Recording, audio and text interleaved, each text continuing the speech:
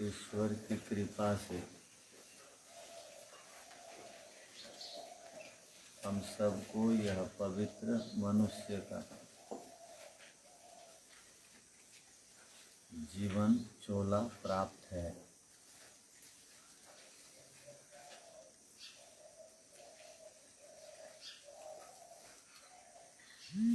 हमें नियमित इस पवित्र यज्ञशाला में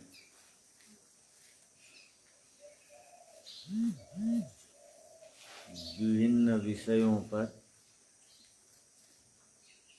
संध्या और यज्ञ के उपरांत विचार करने का एक सुंदर अवसर प्राप्त होता है।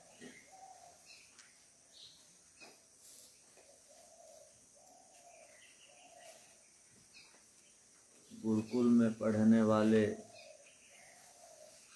जो ब्रह्मचारी विद्यार्थी हैं, वे अनायास ही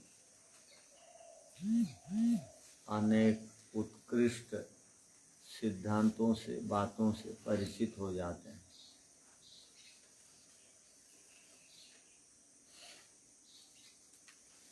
विभिन्न ग्रंथों को विभिन्न समयों में हम पढ़ते हैं। अब हमारा आर्याभिविनय ग्रंथ का क्रम है और इस अवसर पर हम आर्याभिविनय ग्रंथ के ईश्वर से संबंधित गुणों पर और ईश्वर के प्रति महर्षि दयानंद जी द्वारा इस ग्रंथ में किए गए संबोधनों पर विचार करने का अवसर प्राप्त हो रहा है। आज क्रम प्राप्त गुण है ईश्वर का संबोधन है, हे विश्वास विलासक। बड़ा महत्वपूर्ण शब्द है और जीवनोपयोगी है। ईश्वर को भक्त निर्भय होकर के, निश्चिंत होकर के कहता है कि हे ईश्वर, आप सबसे अधिक विश्वास के योग्य हैं। विश्वास किसको कहते हैं? भरोसा। हम जीवन में सबसे अधिक भरोसा किस पर करें? ईश्वर पर करें। माता पिता गुरुजनों से और राजाओं से, न्यायाधीशों से भी अधिक यदि भरोसा के लायक हैं, अर्थात जिनके ऊपर भरोसा करने से हमारी किसी भी प्रकार की हानि नहीं होगी, वो भरोसा के योग्य हमारे प्रियतम प्रभु हैं। तो विश्वास कहते हैं भरोसा को, आशा को, निश्चिंतता को और निर्भयता को। और विलासक कहते हैं विलास। शब्द सुने हो, विलास सौंदर्य को कहते हैं।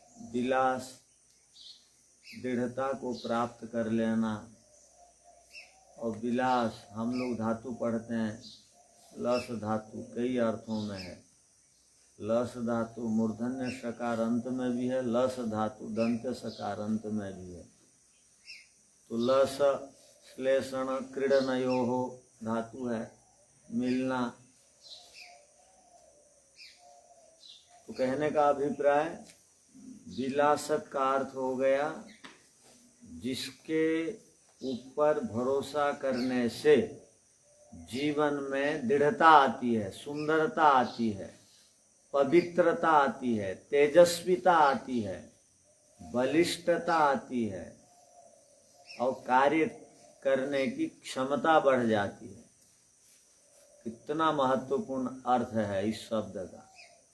जिसके ऊपर भरोसा करने से जिनको दृढ़ता से स्वीकार करने से, जिसके ऊपर संशय न करने से जीवन में शुद्धता, पवित्रता, बलिष्ठता, तेजस्विता, दृढ़ता और कांति, सुंदरता, चमक, दमक आदि सारी बातें आ जाती हैं। उनको, ऐसे ईश्वर को हम कहते हैं हे विश्वास विलासक। अब जो आर्ष गुरुकुलों में पढ़ने वाले और आर्ष ग्रंथों से संबंध रखने वाले ही ऐसी ऐसी बातें जानते हैं, सुनते हैं और जीवन को कृतकृत्य करते हैं। तो जो भी हमारे साथ जुड़े हुए हैं, हमारे गुरुकुल के यूट्यूब चैनल के माध्यम से और फेसबुक अकाउंट के माध्यम से, और जो यहाँ सम्मुख बैठे हुए हैं, तो वे सब यदि अपना जीवन में कल्याण करना चाहते हैं तो सबसे अधिक विश्वास ईश्वर के ऊपर करें।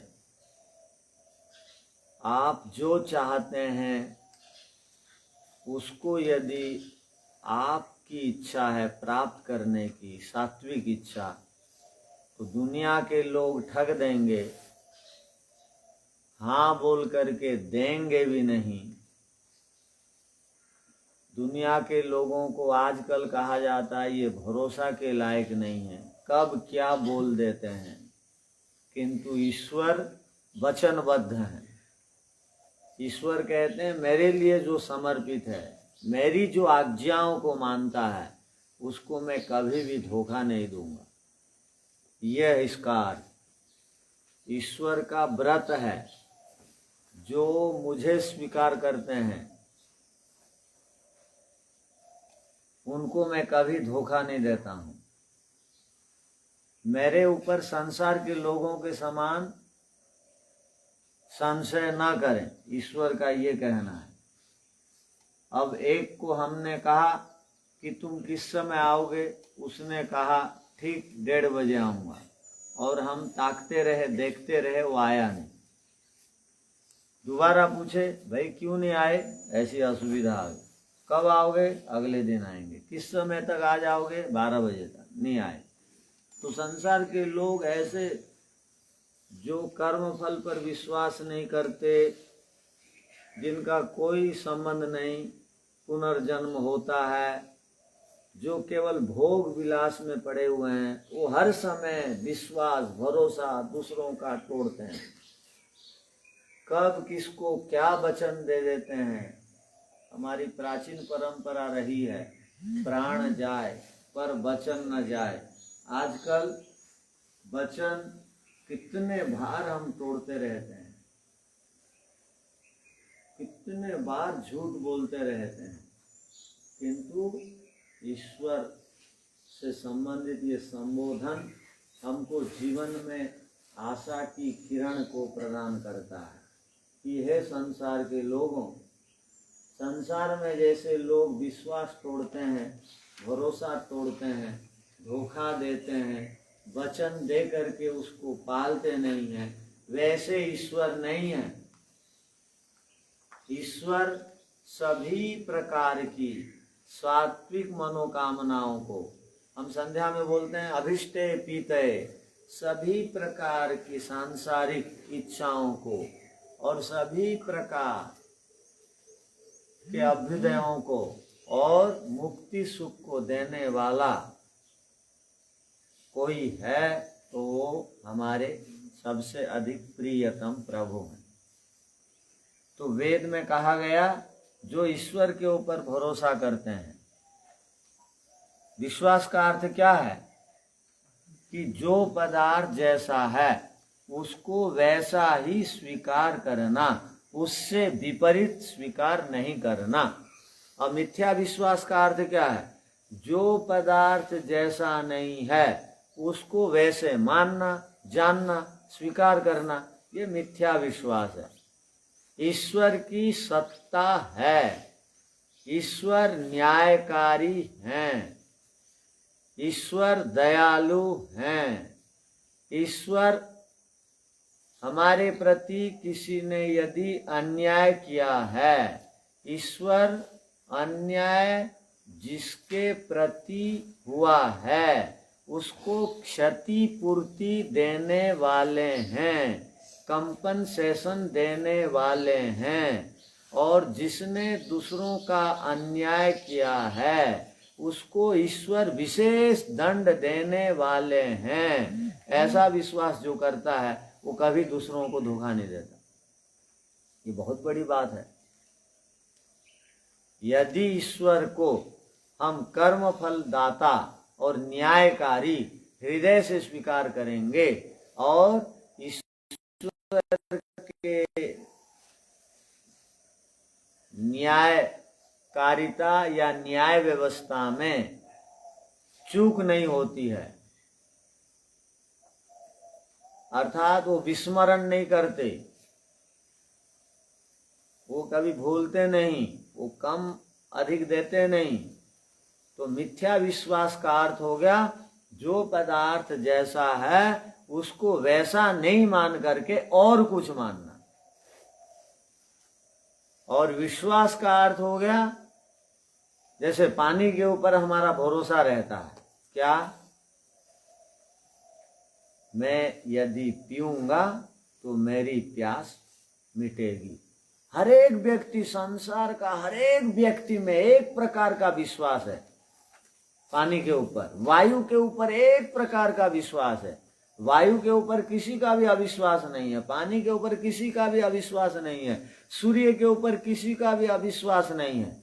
उनकी सत्ता को सब मानते हैं, उनके गुणों को सब स्वीकार करते हैं, क्योंकि उनसे हम प्रतिपल व्यवस्थित ढंग से लाभ को प्राप्त कर रहे हैं। किंतु जिस प्रकार पानी के ऊपर सबका भरोसा है कि इसकी विद्यमानता में हमारी कृषि व्यवस्था नहीं डगमगाएगी और इस पानी की उपस्थिति में हम कभी भी प्यासे नहीं मरेंगे, पानी का अभाव तो नहीं होगा, ऐसा विश्वास है।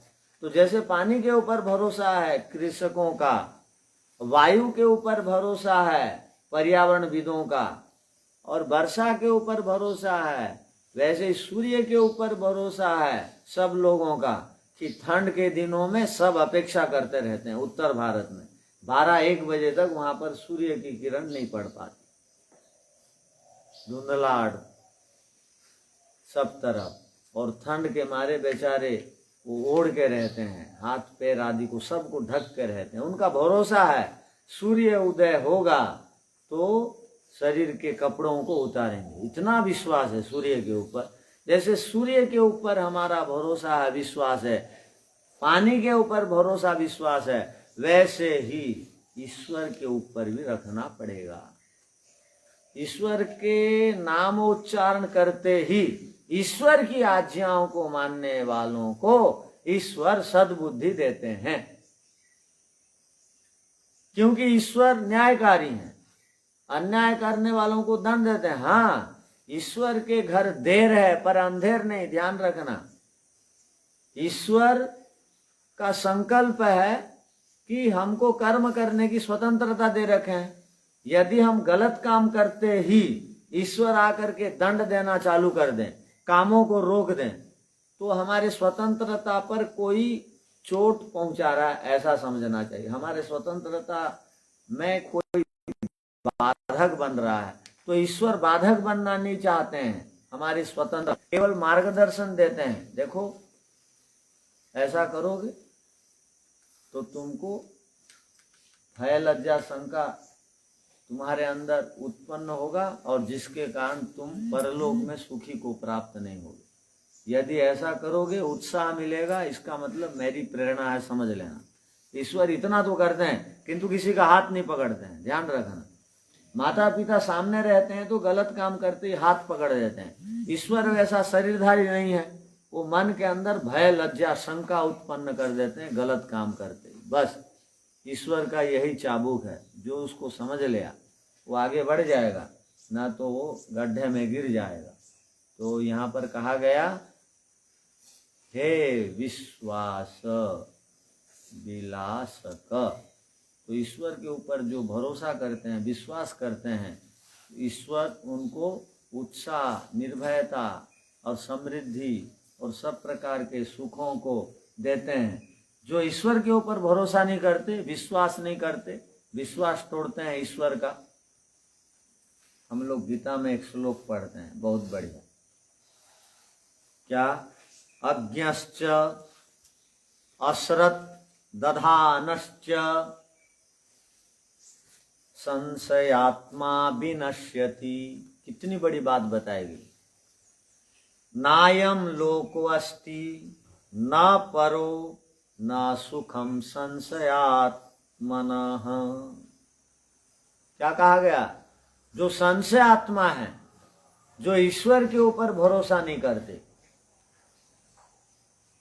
जो शास्त्रों के ऊपर भरोसा नहीं करते, विश्वास नहीं करते, जो कर्म फल पर विश्वास नहीं करते, जो ऋषियों पर विश्वास नहीं करते, उनको क्या परिणाम उनका होता है पता? तो क्या यहाँ पहली पंक्ति में क्या बताई गई? अज्ञश्च अश्रत दधानश्च संशयात्मा विनश्यति। तीन बातें बताई गई। जो जीवन भर मूर्ख बने रहते हैं, अज्ञश्च माने अज्ञो भवति वैवालः पिता भवति मंत्रदः अज्ञम हि बालमित्याहुः पितेत्येव तु मंत्रदम्। कितनी बड़ी बात है यहाँ। बूढ़ा हो जाने पर भी एक आदमी यदि नासमझ है, मूर्ख है, तो उसी को बालक कहते हैं, और कोई बालक विद्या युक्त हो तो उसी को वृद्ध कहते हैं। ध्यान रखना। तो वृद्ध का अर्थ ये नहीं होता है जिसके बाल पक गए, दांत टूट गए, त्वचा में शिथिलता आ गई, उसको वृद्ध नहीं कहते। जो मूर्ख है, जो शास्त्रों की बात करता है, उसको बोलते हैं मंत्रदह। और जो लौकिक बातों में ईश्वर के ऊपर भरोसा नहीं करता, यही खाने पीने, खादते मोदते चैव, खाते पीते मनोरंजन तो सुनकः सुकरः तथा। वो सुअर और कुत्ते लोग भी खाते पीते मनोरंजन करते, खेलते कूदते हैं। वही काम हम और पशु पक्षी करेंगे, तो हमारे और उनमें अंतर क्या है? तो यहाँ कहा गया अज्ञ भवति वैवाल। वो मूर्ख है, वो जो मूर्ख है वो बालक है, जो विद्वान है वो वृद्ध है। यहाँ आयु की बात नहीं चल रही। तो अज्ञश्च अश्रत दधानश्च, जो सत्य पर विश्वास नहीं करता। श्रत कहते हैं सत्य को, धा कहते हैं धारण करना। सृष्टि में सुख दुख मिलेगा, इसको जो स्वीकार नहीं करता है, जो सृष्टि से केवल सुख की आशा रखता है, वो महामूर्ख है। सृष्टि के पदार्थों में 100% सुख जो मानता है वो मूर्ख है, वो अज्ञानी है। जीवन को एंजॉय करो जो समझता है वो महामूर्ख है। विलासपूर्ण जीवन जीता है दुनिया में, त्यागपूर्ण जीवन नहीं जीता, वो मूर्ख है। तो अश्रद्धा कहते हैं सत्य को स्वीकार नहीं करने, श्रद्धा कहते हैं सत्य को स्वीकार करने। ये मेरे गुरुजी हैं, ये ठीक है, इनको मैं मानता हूँ, ये वेद शास्त्र है, इनको मैं स्वीकार करता हूँ। ऋषि लोग गलत नहीं हो सकते, इसको मैं हृदय से मानता हूँ। हाँ, मैं अपनी कमी के कारण, अविद्या के कारण उनकी बात को नहीं मान पा रहा हूँ, किंतु वो तो सत्य है। अश्रद्धान, जो अश्रद्धा को धारण करता है उसको बोलते हैं अश्रद्धान। अज्ञश्च, जो मूर्ख है। अश्रद्धान, जो अश्रद्धा को जीवन में धारण करता है, अश्रद्धान, दधान माने धारण करना, दध धारण, अश्रद्ध माने अश्रद्धा को, दधान अज्ञश्च अश्रद्धानश्च संशयात्मा विनश्यति। ये जो संशय करता है, विश्वास नहीं करता है ईश्वर के ऊपर, संशयात्मा विनश्यति। तो संशयात्मा की स्थिति क्या होती है? तो गीता की अगली पंक्ति कहती है, चौथा अध्याय 40वां श्लोक है ये। 40वें श्लोक को हम देख सकते हैं, इसको याद कर लेना चाहिए। गीता की बात इसलिए भी हम वो प्रमाण की कोटि में कई बार ले आते हैं। वो गीता सीधी सीधी पुस्तक जो है वो उपनिषद से प्रभावित है, वेदांत दर्शन से प्रभावित है और ऋषि प्रणीत है। और गीता में 70 श्लोक थे, अब 700 श्लोक हो गए, वो मिला दिया गया बीच में। 8000 श्लोक थे महाभारत में, 8 से 10,000, उसको 1 लाख बढ़ा दिया गया। तो वेदव्यास ऋषि जी के ऊपर बहुत लोगों का विश्वास था। तो जिन लोगों को अपनी बात मनवानी थी, उन्होंने क्या किया, वो महाभारत का है बोल के, सब तो पंडित होते थे, तो महाभारत में श्लोक बना करके मिला दिए और वेदव्यास जी ने लिखा है कहा। तो ऐसे करके 90,000 श्लोक बाद के लोगों ने महाभारत में मिला दिया। तो गीता में मौलिक श्लोक तो अपने 70 हैं। अब वो कितने और एक जीरो की संख्या बढ़ गई, तो 70 से कितने श्लोक हो गए? तो 700 का मतलब क्या होगा? 630 श्लोक क्या है? मिलावट है। जैसे चावल में गिट्टी मिला देने से अलग किया जाता है कि नहीं गिट्टी को, या गिट्टी से युक्त तो चावल को बना के भात खा लें तो दांत टूट जाएंगे, पथरी हो जाएगी, समस्या होगी। इसलिए चावल को साफ करके खाना चाहिए। तो गीता में ये पत्थर के समान, गिट्टी के समान ये सब मिश्रण हो गए बीच के काल में। वो सब को हटा करके जो ठीक बातें गीता की हैं उनको हम स्वीकार कर लेते हैं, मान लेते हैं, उसको हम बता देते हैं और बताना भी चाहिए।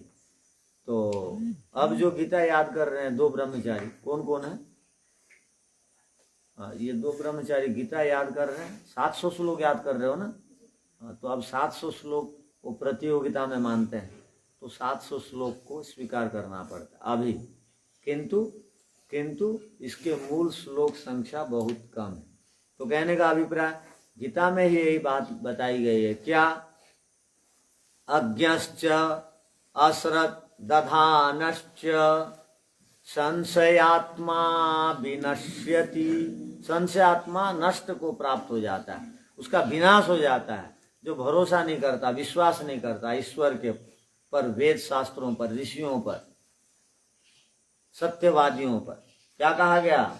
दूसरी बात बताई गई दूसरी पंक्ति में, नायम लोको अस्ति न परो। जो संशयात्मा है वो इस लोक में सुखी नहीं हो सकता है, ना परो, परलोक में सुखी नहीं हो सकता है। 2 बात बताई गई। तीसरी बात सुन लो, ना सुखम, ना वो सुख को प्राप्त कर सकता है, वो सुख को नहीं प्राप्त कर सकता है, किसी भी प्रकार के सुखों को नहीं प्राप्त कर सकता। 2 प्रकार के सुख हैं दुनिया में, एक सांसारिक सुख, अभ्युदय सुख, एक निश्रेय सुख, मोक्ष सुख। वो दोनों प्रकारों के सुखों से वंचित हो जाता है। इस लोक में अपमानित रहता है, अगले लोक में भी अपमानित और नारकीय मनुष्य इतर योनियों को प्राप्त करता है। तो परलोक बिगड़ गया का मतलब है मनुष्य इतर योनियों को प्राप्त होना। इस लोक बिगड़ गया का अर्थ है वेद आदि के ऊपर विश्वास नहीं करना।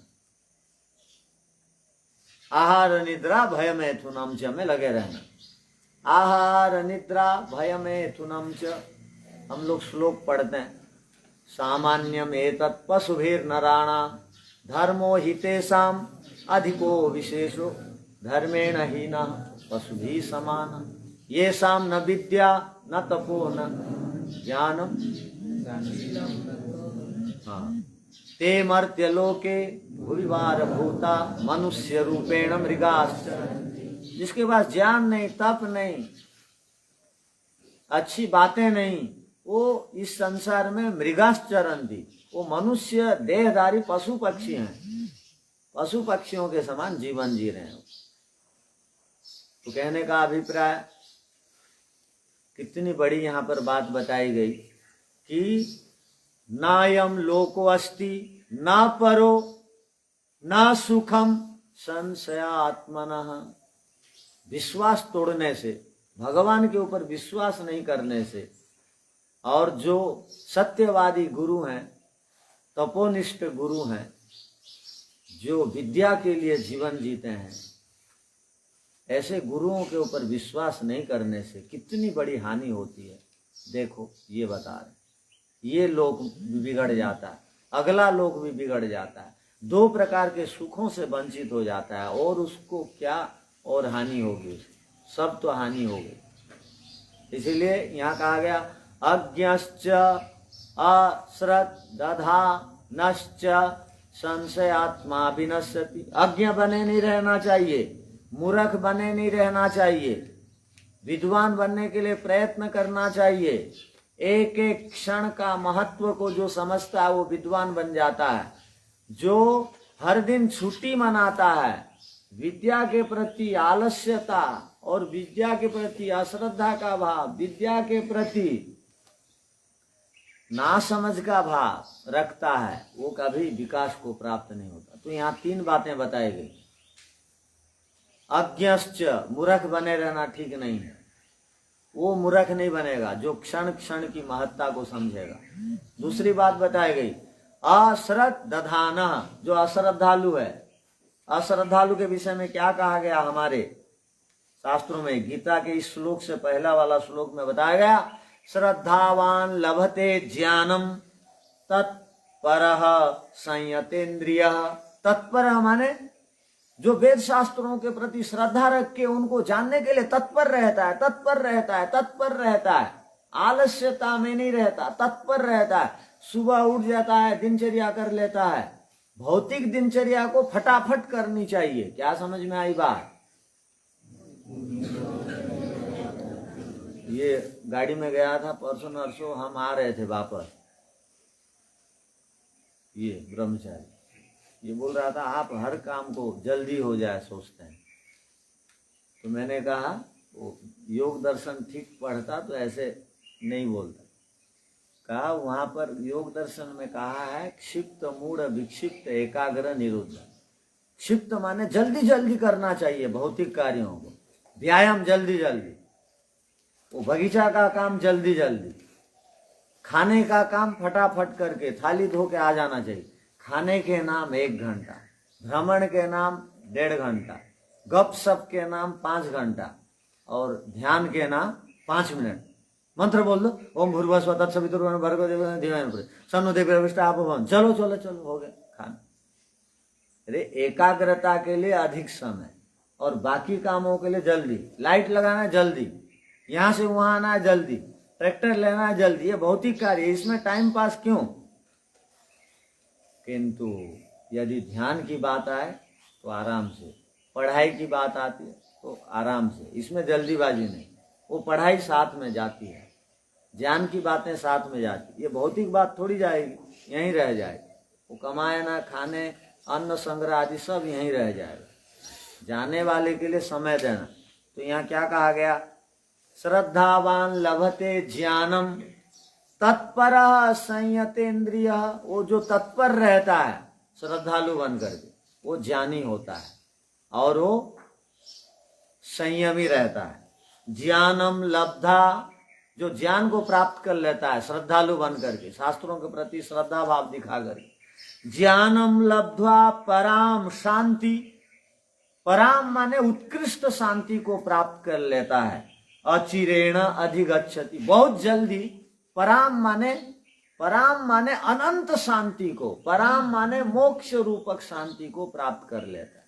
पराम शांति, जो श्रद्धालु बनता है ऋषियों के प्रति, ईश्वर के प्रति और वेद शास्त्रों के प्रति, वो पराम शांति अचिरेण माने बहुत जल्दी, चिरेण कहते हैं देर में, अचिरेण माने बहुत जल्दी, जो तत्पर रहता है, श्रद्धालु बने रहता है, ईश्वर के ऊपर भरोसा करता है, वेद शास्त्रों के ऊपर भरोसा करता है, पुनर्जन्म के ऊपर विश्वास करता है, कर्म फल मिलता है इसके ऊपर विश्वास करता है, ईश्वर न्यायकारी है इसके ऊपर भरोसा रखता है, वो अचिरेण, वो बहुत जल्दी पराम शांति मोक्ष सुख को प्राप्त कर लेता है और ज्ञानी हो जाता है। तो श्रद्धालु ज्ञानी होता है। ज्ञान प्राप्त करने के बाद ज्ञानात मुक्ति, ज्ञान के बाद मुक्ति मिलती है। तो कितनी बात यहाँ बताई गई कि हे विश्वास विलासक, हे परम पिता परमेश्वर, आप विश्वास विलासक हैं, अर्थात आप सबसे अधिक विश्वास के योग्य हैं, भरोसामंद हैं। आपके ऊपर भरोसा करने से हमारे जीवन में विलासक माने उत्तमता, दृढ़ता, निर्भयता, निश्चिंतता, ये सारी बातें आती हैं, जिससे हम जीवन में उन्नति के शिखर पर पहुंचते हैं और आप की अहेतुक और विशेष कृपा को प्राप्त करते हैं। अतः यहाँ जितनी बातें बताई गई इससे संबंधित, विश्वास विलासक से संबंधित उन सारी बातों को वैसी को वैसी स्वीकार करने वाला वो उत्तम कोटि का मनुष्य बन जाता है। तो सबसे अधिक हम विश्वास करें ईश्वर के ऊपर और धैर्य धारण करें तो हमको जीवन में बहुत बड़ी सफलता मिलेगी। तो इन्हीं शब्दों के साथ आज का यह संध्या यज्ञ और स्वाध्याय का कार्यक्रम को हम विराम देते हैं और हमारे साथ जुड़े हुए सभी आदर और सम्माननीय महानुभावों को पुनः पुनः धन्यवाद और अभिनंदन। कल इस यज्ञशाला से ही जो भाई बहन हमारे साथ अब जुड़े हुए हैं वो दिवाली मनाना चाहेंगे तो यहीं पर कल नवसस्येष्टि यज्ञ होगा और ब्रह्मचारियों का भी कार्यक्रम होगा और दिवाली पर विशेष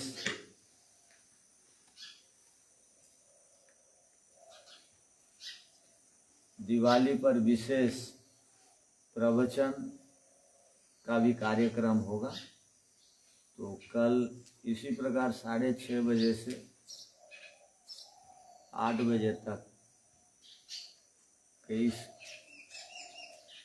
समय में आप सब लोग गुरुकुल प्रेमी सज्जनगण हमारे से जुड़ करके आप दिवाली कार्यक्रम को यज्ञ के साथ मना सकते हैं। तो आप सबको दीपावली की अग्रिम बधाई, अभिनंदन।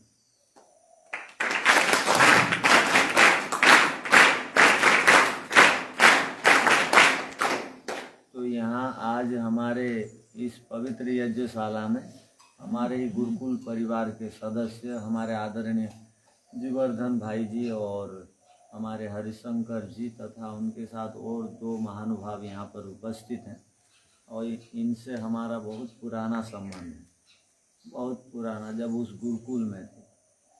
और हरिशंकर जी उनके गांव में संस्कृत विद्यालय भी है और वहाँ पर संस्कृत का कार्यक्रम भी होता है, बहुत पुराना विद्यालय है। और ये जीवर्धन जी को मैं जब गुरुकुल में था, उस गुरुकुल में उस समय धान मांगने जाता था इनके गांव की ओर, तो उनके घर में रह करके हम आसपास गांव में जाते थे, धान मांगते थे गुरुकुल के लिए।